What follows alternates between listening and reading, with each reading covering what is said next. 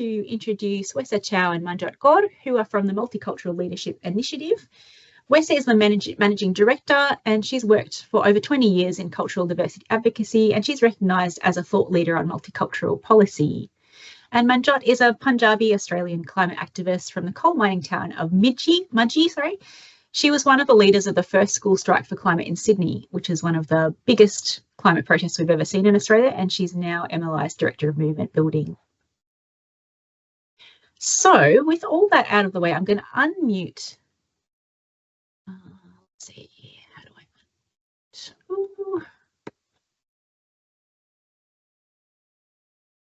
unmute? Are people still seeing the presentation? Yes, okay, yes.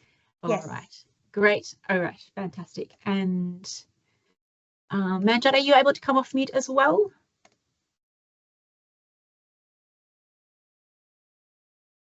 Yes, how's that? Fantastic. Okay, I'm going to spotlight Wesa and I'm going to spotlight Manjot, and please take it away. Thank you. Thank you for the introduction. And as Sally mentioned, I'm Managing Director at MLI. And so previously I've worked quite extensively with local councils as well, in disability, in other areas. So if you've got questions around local council specifically, happy to answer them as well. And maybe Manjot, would you like to introduce yourself too?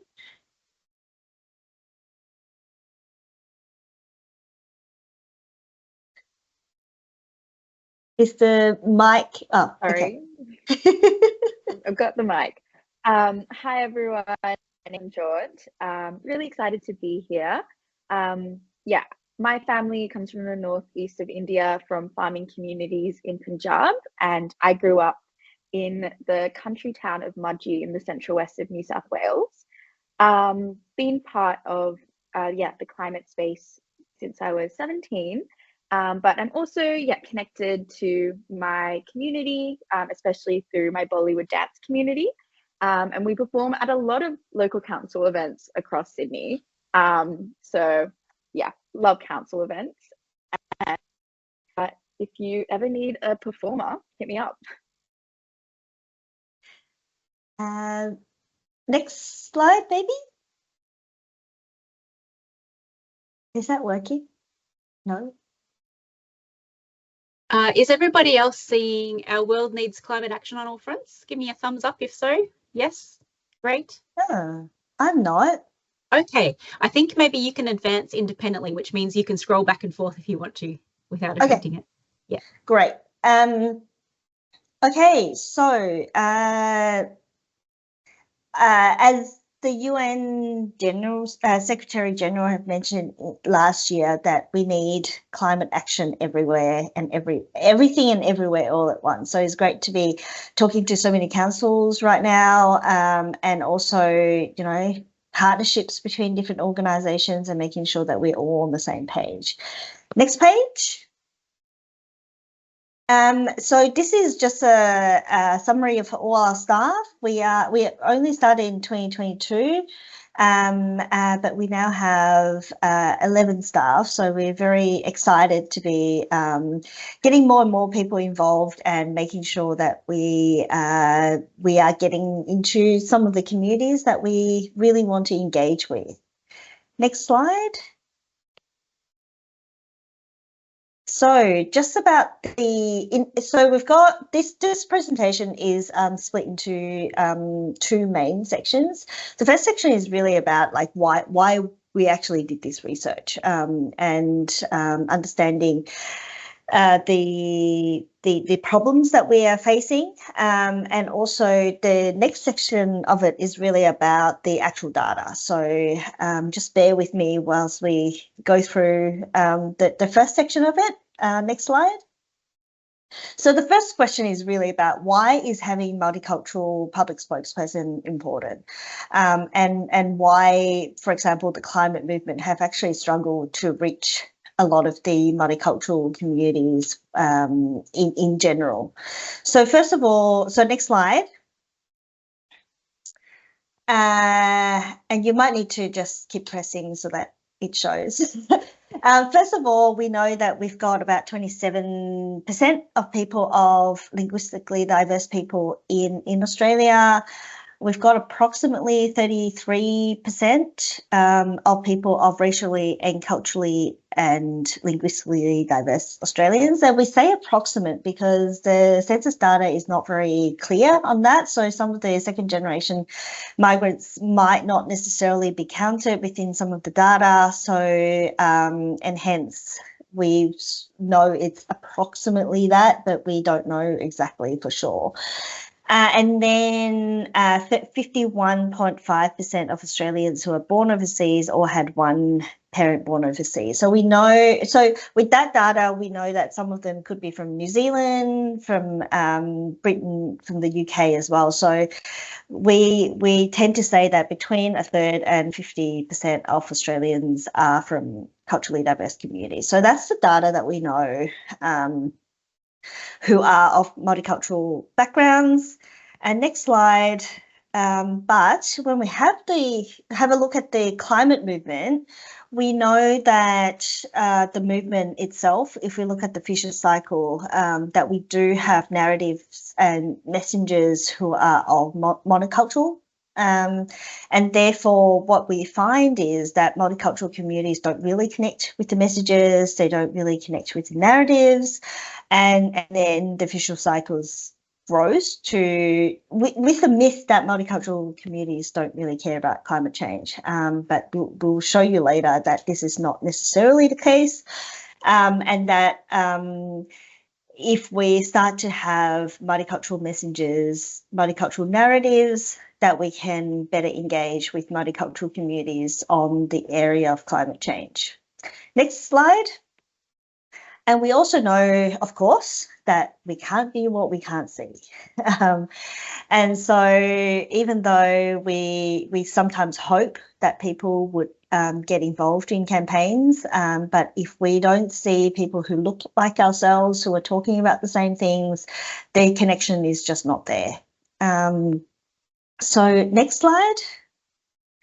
Just a little bit about Multicultural Australia. Some of you might already know this, but so from Federation to around the 1970s, we have had the One Australia policy, and which meant that a lot of people from multicultural backgrounds have left the country, even though they arrived during the gold rush eras and before that even. And then after that, since the 1970s, there have been a lot of protests, the civil rights movement, labour movement that were led by migrant communities. So some of the campaigns have been engaged by migrant communities. As a result of that, if we can go to the next slide. As a result of that, we started to see a lot of the multicultural migrant resource centres, the ethnic communities councils, welfare support centres that now exist within various different locations around all the different states.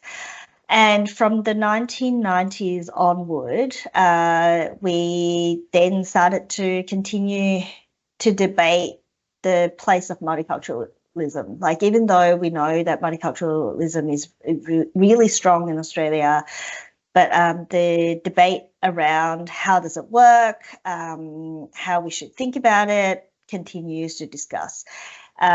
We like to think in Victoria that we're very good on multiculturalism,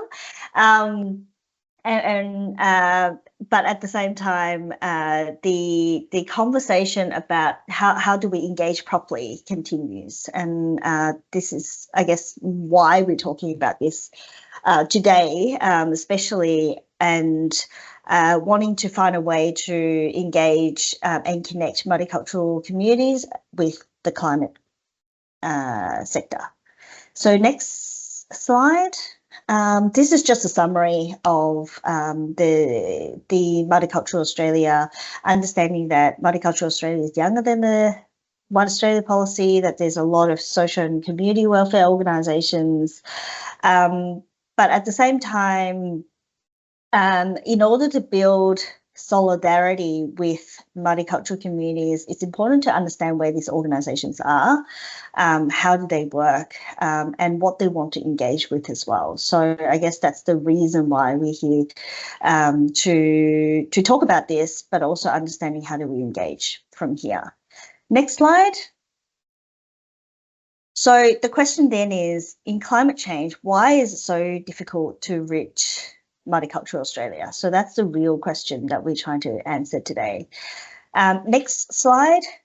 If we have a look at a lot of the campaigns, so if we think about coronavirus, we think about 2022, which is called the climate election, and also the Voice in Parliament campaign. If we delve into the data, we would know that a lot of the campaigns, a lot of the people who voted against, or who for coronavirus, that people don't always engage with the messaging, is that they tend to be multicultural communities. They tend to be multicultural areas, like really strong multicultural areas.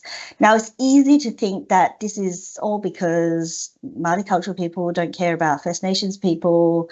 But if we have a look at, if you just press, so if we have a look at marriage equality plebiscite, we also know that, again, the people who voted against it tends to be from multicultural electorates. So it's easy to assume that they're homophobic, they don't care about First Nations people. But in working with multicultural communities, it becomes really clear that it's because some of the messaging doesn't really resonate. And I know that there were people who were in the community who really wanted to do something about it, talk to the parents about, particularly about the marriage equality plebiscite. They were able to switch their parents around. So it's not really necessarily that they don't care.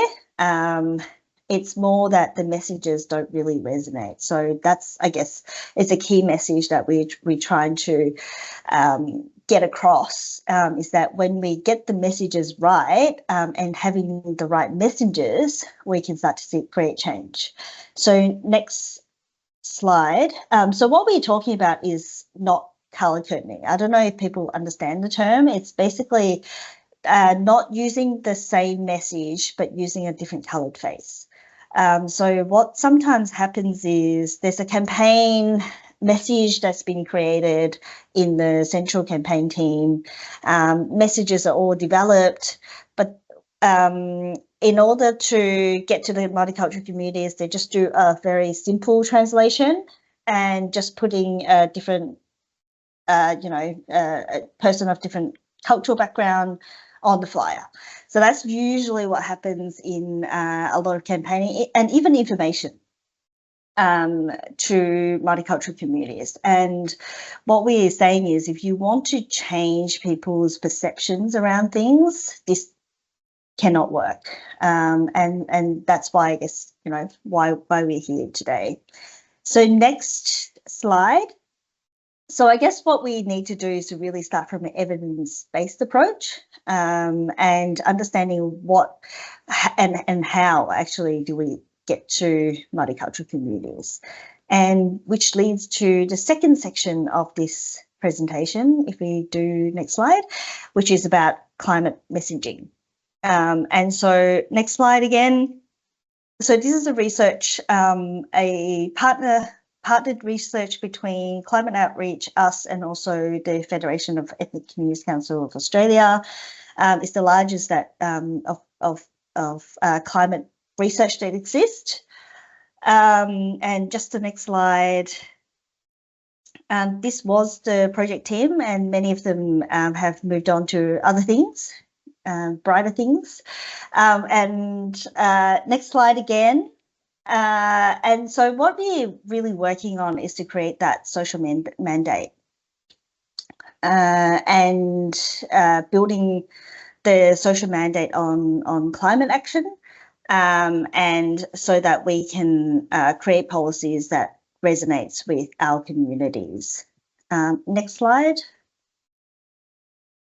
some of you probably have seen this graph, and so for tipping point to happen, you need approximately the innovators and early adopters. And if we go to the next slide, maybe actually do two enters.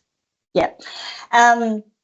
So we are probably around the early majorities for climate change. But at the same time, if we want to get people really tipping over the line, it's really about engaging with the people who are a little bit more conservative, culturally diverse communities, which is in the late majority. And we see a lot of the multicultural communities in that cohort, and hence part of the reason why we need to engage them. So in the next slide, just to understand a little bit about the research that we did an online survey, we did interviews and also community consultations and a literature review on this topic. Next slide. And the key outcome that we found is that multicultural climate engagement is not that it doesn't exist. It does exist. So that's why we think it's about watering the seeds. So we're not needing to find the seeds. It's already there. So basically, we know that multicultural communities already care about these things. We just need to find ways to make it flourish. So let's get to the data, and I'm going to pass this to Manjot to go through the fundamentals of some of the findings that we've had. Thanks, Wesa. Yeah, let's get into it. Could we go to the next slide, please? So we started by asking people, how urgently do you feel about climate change and whether it impacts you or not? And what we found was actually, super myth busting for us as well, because I think you hear that multicultural communities don't care as much about climate change. They're more worried about other issues like the economy. But the research has actually shown us that climate change is a big issue. And so if we look at this graph, you can see that 63% of our participants thought that climate change is extremely urgent and that it is impacting them and their family right now. And then the second biggest category is very urgent, that they believe climate change will impact them and their family in their lifetime. And the group that is unfazed or doesn't believe that climate change will impact them only made up 3% of our participants. So there isn't actually a lot of climate denial in culturally diverse communities. There is a very big consensus that they are aware of climate change and worried about how it will impact them. And this really tracks with my own personal experience as well. And when you start to dig into the impacts of climate change, like heat or impacts on children, these topics and concerns came up a lot in our community consultations, that folks were worried about the impacts of heat and their children's future in regards to climate change. And if we look at the separate research from the Climate Compass, which showed that 82% of Australians in general are moderately or extremely concerned. So our research actually shows that that like 85% of multicultural communities are extremely concerned about climate. Next slide, please.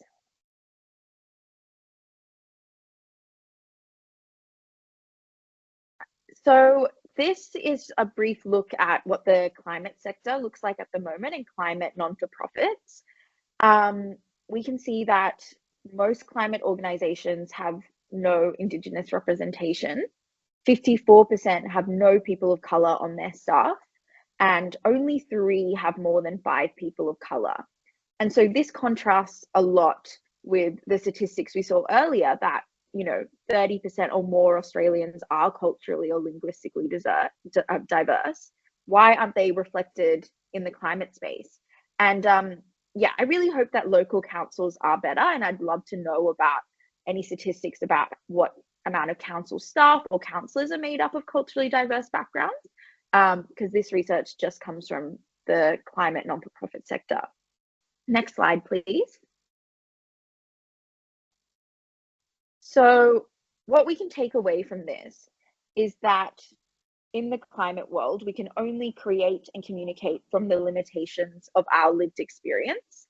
And that is only going to produce a homogenous movement that can only communicate and take action with a small part of Australia, that cannot reach the 33 or more Australians who are culturally and linguistically diverse. And to grow the power that we need to tackle this crisis, we need to grow our movement bigger than that. Next slide, please. So this takes us to another part of our research, which we call the care and confidence paradox. So let's get into that. Next slide. So when we asked about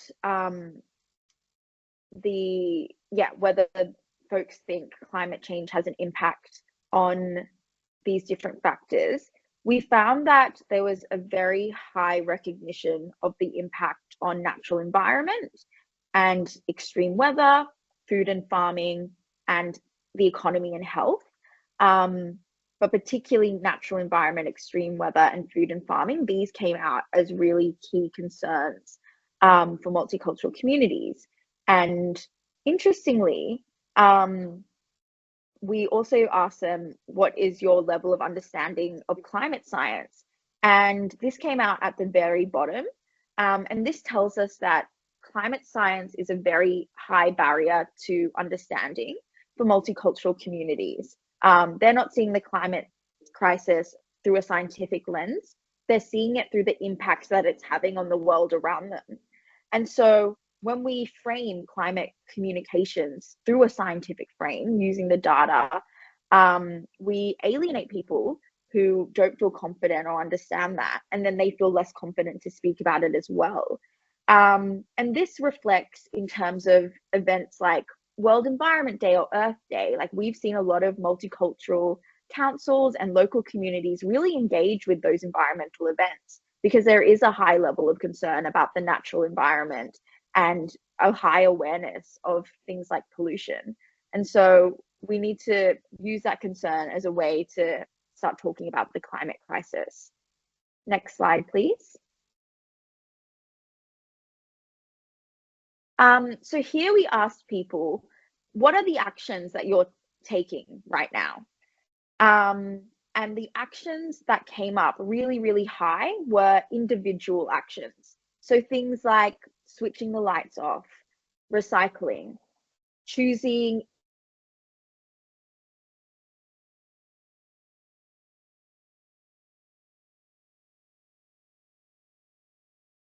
Is Manjot frozen?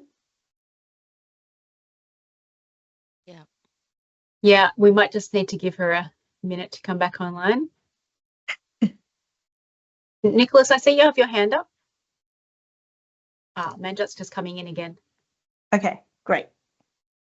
Nicholas, I might just ask you to put your question in the chat if you could.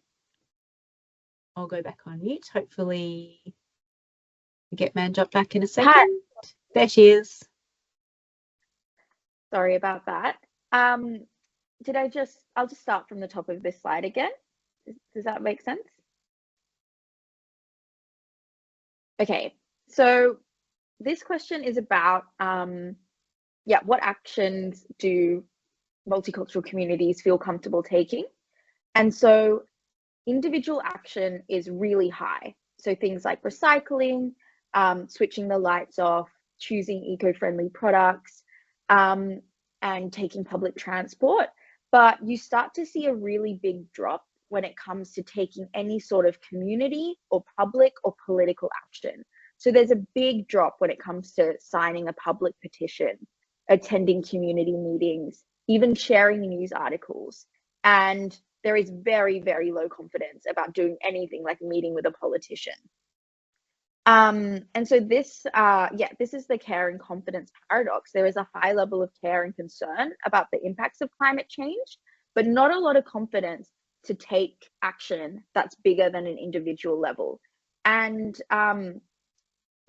this makes a lot of sense because political actions can be a lot more frightening and fearful than those smaller actions. And especially for a lot of migrants who come from different countries of origins where the government isn't always on their side, or it's not always okay to challenge the government, and there are consequences for protests. Like in India, being a climate activist is very dangerous.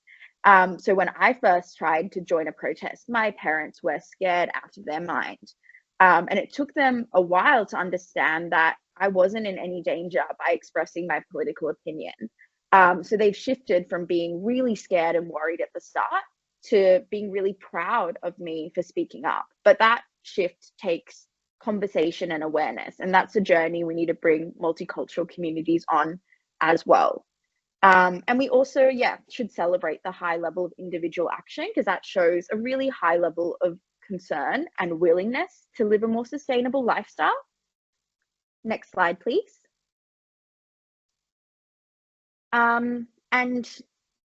We also found that the confidence to discuss climate change drops significantly further removed from their personal world.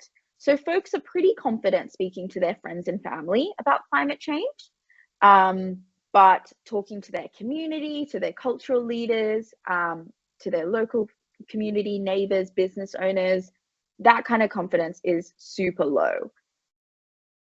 And so that's also an area to build on. Next slide. So what we can take away from these slides is that multicultural communities are already taking individual action. They're installing solar panels. They're doing whatever they can to be sustainable in their homes. And we need to recognize this and really value this and value the attitudes of sustainability that multicultural communities already embody, and use this as a way to bridge and raise confidence to take on more public-facing climate solutions, such as getting involved in anything more community-centered. And that's why, at MLI, we spend so much time trying to develop local community leaders and develop their confidence. So the next part of our research is looking at who do multicultural communities trust to deliver them news or information. And on the next slide, we can see that these are the kind of values that multicultural communities hold dear, and these are the values that climate communication should come through with. So we can see that values of protecting our children and future generations, and preserving nature and beauty, and justice and fairness for underrepresented communities are super, super high. And then if you look at the bottom, you can see that preserving way of life isn't a value that's as strongly felt. So multicultural communities are willing to make changes to their lifestyles and the status quo when it comes to taking action on climate change. And if we look at the current climate messaging, a lot of it is really alarmist or really extremist or very scientific. And that messaging isn't going to work. We want messaging that really connects the impacts on nature and children and justice, and connects it back to climate. Next slide. So if we know what are the messages we want to use and the values we want those messages to be centered around, how do we get that information to multicultural communities? And so here we looked at, we asked them the question, who do you trust with information? And we found there was a really, really high level of trust with scientists. And there's also a really high level of trust with medical staff and then a little bit less, but still high for community elders and leaders and charities and non-for-profits. Where we see the trust start to dip is after journalists, and you see it really dip for family members, religious leaders, and politicians, lawyers, business professionals, local business owners, police. That's where the low levels of trust are. And this also presents us with an opportunity because of the high level of trust in medical staff and with scientists, delivering messaging around the impacts that climate change has on health is really critical, because that is a concern that medical staff can raise and will be trusted when they share that with their communities. And it's also critical when we think about the fact that some of the most heat intensive areas in Australia, even looking at Sydney, are also high levels of culturally diverse communities. So that often overlaps, especially in places like Western Sydney, where heat impacts are already being felt. Next slide. So yeah, you guys aren't environmental non-for-profit, so this might be different for you. I actually assume there is a much higher level of trust for councils. We just got a question about trust for the government. In our data, I think we saw that politicians were pretty low trusted, but I'm not sure about government officials or civil servants, if that was included in the data. But yeah, so the data on environmental NGOs shows that there was a big consensus that environmental organizations need to do better at understanding my community. And we'll go to the next slide. So there's also a really big lack of research done into this, which is why this piece of research is one of the first and one of the biggest, because there hasn't been enough. And this quote from the head of the Centre for Asian Australian Leadership at ANU shows that you barely find any proactive engagement with multicultural communities by the climate change sector. We'll go to the next slide. So here we asked people, who do you think is responsible for taking action on climate? Who do you think are the actors that are going to bring us climate solutions? Whose responsibility is it? And at the very top was wealthy countries. So there is a strong feeling that wealthy countries like Australia should play a leading role in climate solutions. And we saw at the very bottom that poorer countries should be the least responsible for taking on all of the solutions.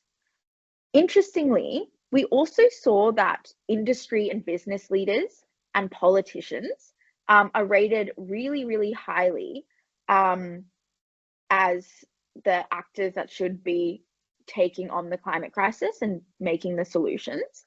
And this really contrasts with the level of trust that people feel in business leaders and politicians. And so what we see here is a real disconnect, that people know that business leaders and politicians hold power, but they don't feel like they trust them, and they don't feel like they can engage with them. And so that's making multicultural communities feeling disempowered and disconnected from where they feel the power lies. But also they're not feeling the power of their individual actions, of their communities, or even of their voting choice.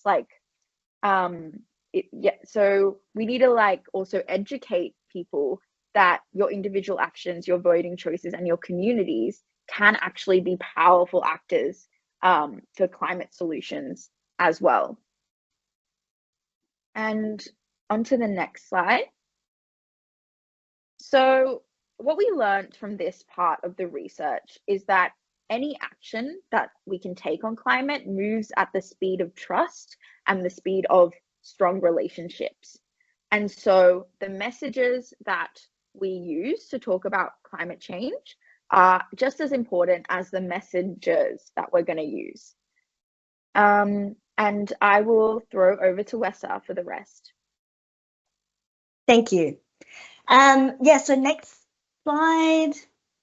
Again, coming back to this cycle, as we've seen, that we need to get our messages right, and also our messengers right. So when we start to see more culturally diverse people who are there to develop the messages, and also being the messengers themselves, we'll start to get more movement in terms of having more culturally diverse people engaged, and engaged in a way that is sensitive to their needs.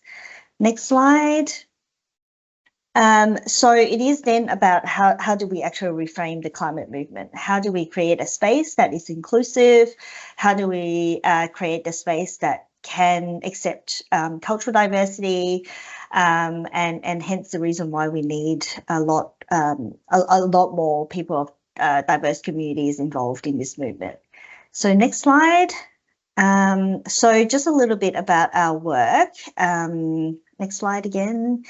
Hence the reason why we do a lot of leadership development. So engaging leaders who can talk about climate in a way that makes sense to them, and that includes people who might be scientists, who might be doctors. So our engagement is with those constituencies, but we also go out to community groups, doing a lot of outreach to multicultural communities on climate.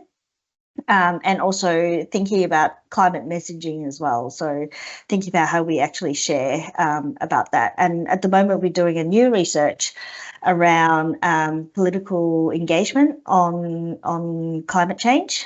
So that once we have those data, happy to be coming back and sharing some of that as well. So if you can go to the next slide.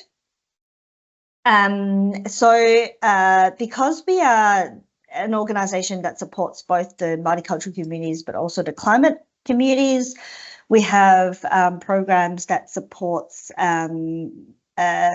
the climate movement to understand biases and boundaries. So that's about understanding cultural diversity and how do you work within, create a culture that is inclusive, also cross-cultural movement building, cross-cultural campaigning as well. So how do we actually do this with the lens of understanding culture? And also for multicultural communities, like I said, we do a lot of outreach to help them understand climate, but also developing leaders within the space as well. So that's pretty much it. So thank you for your time. Great. Thank you so much, Wesa and Manjot. That was fantastic. I think we all picked up a lot of relevant messages there. As we were chatting about beforehand, you know, there is a lot of overlap between the climate movement and the people working in climate in local government. So a lot of the same frameworks hold true. So yeah, really fantastic to hear about that. I'm going to stop sharing so that we can see people's faces a little bit better while we do our Q&A. Great. And we did have a few questions in the chat, so we'll go to those first. But if you've got a burning question, start typing away or get ready and put up your hand, and we'll come to you in just a second. Yeah, I saw a few questions about the sample size. The sample size, yeah. Particular survey, so happy to share that in a bit more detail. So yeah, there were 3 components to the research. One was the 20-question survey, and then this was supported by community consultations, which were organised in partnerships with local multicultural groups. Some of them were done in language, and they were done across Melbourne and Sydney. And then there were also some direct interviews. But the 20-question survey was drafted with the Federation of Ethnic Community Councils of Australia, and distributed through their very, very wide network. And the survey had over 500 different respondents who identified as being from a culturally diverse community. And this is really valuable because these are people who are not from the climate movement or the climate space. These are people who are from the multicultural community council space. Yeah, great. Thanks for that. Let's see. So yeah, I had this question too. Nina asks, how do you reconcile the trust in scientists with a lack of confidence in scientific information? Should we be having scientists delivering less scientific messages?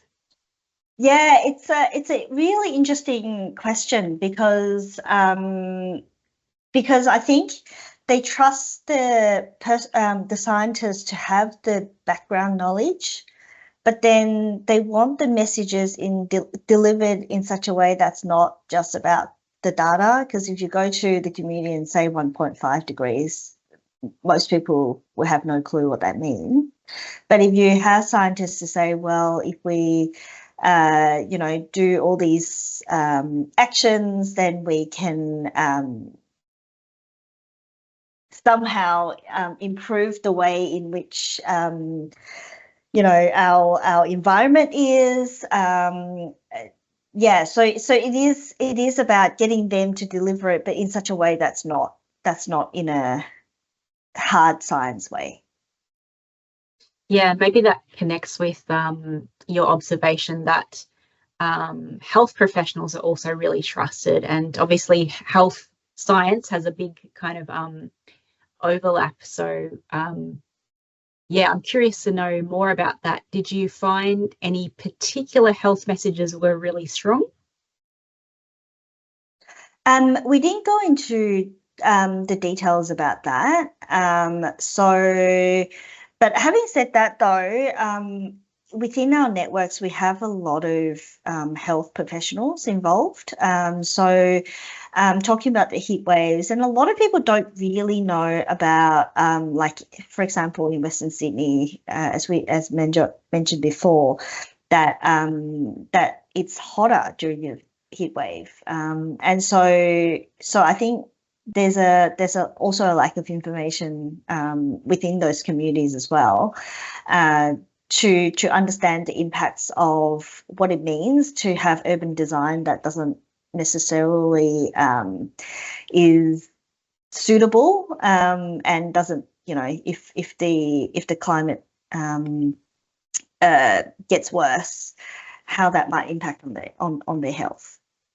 Yeah, I'll also just add that in the community consultations, there were some really strong stories coming out that were about the impacts of heat and the impacts of health on their children, but also their children's future. So whilst that wasn't explicitly asked in the survey, those were the kind of stories that were naturally coming out as really strong and important to people. Thanks. And a related question, I'll come to you, Shabazz, in just a second, but Celia's got a question in the chat related to that last topic. How do you see medical professionals playing a role in information dissemination and talking to communities? What can we practically ask them to do? Like I mentioned, there's a lot of doctors that are now involved. There's people might know Doctors for the Environment. They have a lot of doctors that are involved, and many of the doctors are multicultural, from multicultural communities themselves. And I know they do a lot of work in educating their own clients about what that means. So it is about being a little bit more creative about how do you potentially, get those messages out, and potentially even through one-on-one consultations, like when they do, have their medical appointments, that, there might be things that could be inserted into it.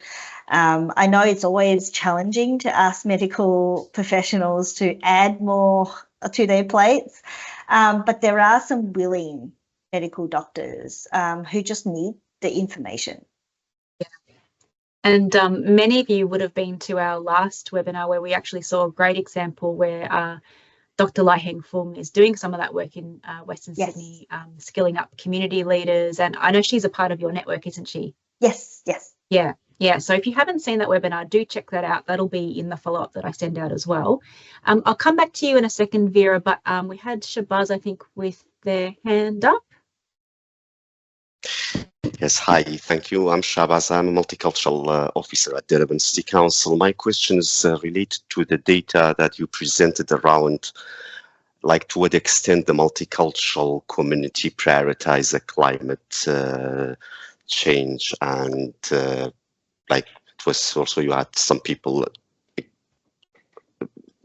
like they are climate denial, like they don't prioritize this issue. I wonder if you have any breakdown, because cult community is such a big and broad community, like it includes cohort groups with different experience, history, status. For example, you have overseas born, you have a first, second generation of migrant, you have international students, you have refugee people seeking asylum. So understanding this prioritization coming from which part of cult community, I think it will give us a better understanding on like the reason, because cult is like really a broad community, and having data that is only about cult without any breakdown to this specific group and cohort, might not give us a really accurate, a very accurate picture. So I think this, this breakdown and this kind of thought and coming from which group and which cohort is really important when it comes to cult community. Thanks.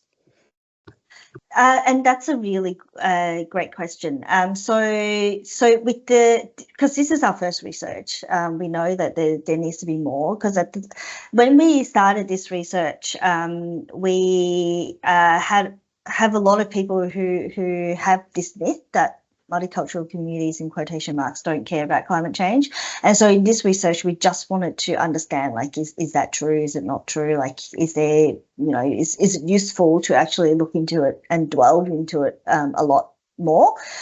So in our next research, we'll be looking into the Chinese community, the South Asian community, and Arabic-speaking communities specifically, only to, understand it from their different perspectives, but as you said, the intersectionality of us as well. So if they're first generation, second generation, their language ability, things like that, or actually impact on whether or not they understand it. If they're educated in Australia, it's probably a different story. If they're educated overseas, then whether or not that actually have impacts on it. But early this week, I was at a conference and there was a survey that was done by, I think, Western Sydney University around issues that multicultural communities actually, it's Chinese and South Asians, so two communities specifically, and in her survey that there is a difference between the Chinese and the Indian community, which was very interesting for me. And also, as you said, we need to delve deeper to understand this a little bit more. And I agree with you, multicultural communities is a very broad term. Yeah, thanks for that. I think that's answered Vera's question as well. We had a question from Sushant saying, should we be intentional with the language that we use when it comes to communicating about the impacts of climate change? Should we be using some other term rather than climate change? This is always a very interesting question, because the word climate change doesn't always translate very well in other languages. So absolutely, like if we're talking about like how do we communicate the messages, we need to think about different terms. Or like I've seen, for example, some communities talk about the environment a lot more. So using the term environment as opposed to climate change, I know from a policy perspective, they're different things. But at the same time, with multicultural communities, they don't necessarily see the differences. And so there's the policy framework, and you've got, all these technical terms, but then there's also the community who are not connected with the technical terms, that when we use the technical aspects of it might actually be lost in translation. Thanks, Wesa. Zoe would like to know, she'd like to get into the nitty gritty. Do we yet have a public report that we can share? We're working on that public report. And we hope to be able to share that very soon. Yeah, great. Excellent. All right, we've probably got time for one or two more questions before we start wrapping up. Would anybody like to stick up their hand or put something else in the chat? Just checking to see if there's anything that I missed.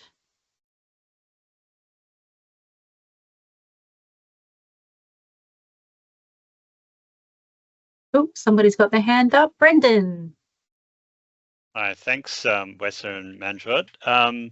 Just going back to the previous question that was answered, that was asked around the use of the term climate change. Just wondering, has the term climate pollution been used with the multicultural community much? Because I know I think in previous discussions we've kind of been potentially shifting towards that as a way to broaden it. Yeah, so Manjot and I have just been talking about this earlier today, actually, that potentially pollution is a good term to be using because for example, in China, in India, pollution is a huge issue in the home country. And so, yeah, so obviously that will translate into the diaspora communities. But we haven't tested that yet, though. Like, I just want to put a caveat on it. So even though I think from a logic perspective, I think we should definitely try, but obviously everything needs to be tested and see what happens. Good one. Thanks, Wesa. Simon asked in the chat whether you asked more different types of questions about what respondents do. So, for example, we saw that there was some stuff around individual actions like recycling, turning lights off, but nothing about renewable electricity, for example. Is there more detail there that we'll see once the report comes out? Yeah, so the questions around renewables, that would be in our next research. Okay. Yeah, so we want to understand the energy, like how people view the different types of energy as well. But intuitively, a lot of, particularly the Chinese community, a lot of the Southeast Asian and Chinese community have a strong association with gas because of their home cooking, the ethnic cooking. And so intuitively, that could come into play as well. But then, yeah, we need to do a bigger research to understand it properly. Yeah, thanks, Wesa. And some of you will remember Angela Chau from Asians for Climate Action. They're doing a lot of work around engaging communities around induction cooking as a way of talking about renewable energy and that, addressing that point that you just made around people being very wedded to gas for cooking. Okay, I just want to get to wrapping up before we run out of time. Yeah, somebody just made the point that questions around dietary choices and their connection with culture could be an interesting question as well. Yep. Yeah, so I'm just going to quickly whiz through a few things to wrap up. So I'll thank our speakers in just a moment, but just in case anybody is not aware, we have a base camp. This is an online forum where all of you can come in and join the discussion and keep chatting about these topics. We always post our webinars on our website, but also in the base camp as well. So that's a great place to follow up. If you're not on there, let me know and I can add you. And we have a great project library. We add in lots of information and resources there. Here are the ways that you can connect with us. I'll send that out in the email, of course, as well. For all of you counsellors in there today, and for those of you who are connected with senior leaders, if you haven't heard, we've got senior leader training coming up very soon. So please make sure you pass that on to them. And there's an EOI form on our website.